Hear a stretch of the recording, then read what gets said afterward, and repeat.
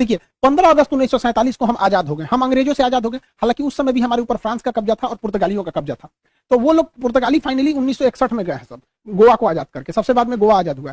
तो हम लोग तो आजाद हो गए थे, लेकिन बात यहाँ ये आती है कि आजाद हम अंग्रेजों से हो गए थे, लेकिन हमारे ऊपर किसी का शासन ही नहीं था। तो हमारे ऊपर कौन शासन करेगा, ये कोई डिसाइड नहीं था। इसलिए 15 अगस्त 1947 को हम आजाद हो गए थे, इसलिए उस दिन हम आजादी दिवस, इंडिपेंडेंट डे मनाते हैं। लेकिन हम लोग के ऊपर अंग्रेज कहे थे कि हम आपको फाइनली छोड़ के तभी जाएंगे जब आप संविधान बना लेंगे तब। तो हम लोग संविधान 1946 से 1949 के बीच में बनाए, जो फाइनली बन के तैयार हुआ 26 नवंबर 1949 को। इसलिए 26 नवंबर 1949 को हम कहते हैं संविधान दिवस। तो आजाद हो गए, संविधान हो गया यहाँ पे। लेकिन जब तक ये संविधान लागू नहीं हो जाता, हम कैसे कहेंगे हमारे ऊपर किसका शासन चल रहा है। रियलिटी में देखिएगा हमारे ऊपर किसका शासन है, संविधान का। सुप्रीम कोर्ट, प्रधानमंत्री, राष्ट्रपति, नीचे से ऊपर तक सब संविधान के अधीन काम करते हैं। तो संविधान बन गया था, लेकिन लागू ही नहीं हुआ था। इसे 2 महीना बाद लागू किया गया। 26 नवंबर 1949 से 2 महीना जोड़ेंगे तो वो 26 जनवरी 1950 हो जाएगा। जिस दिन संविधान लागू हुआ उस दिन हम लोग मनाते हैं रिपब्लिक डे।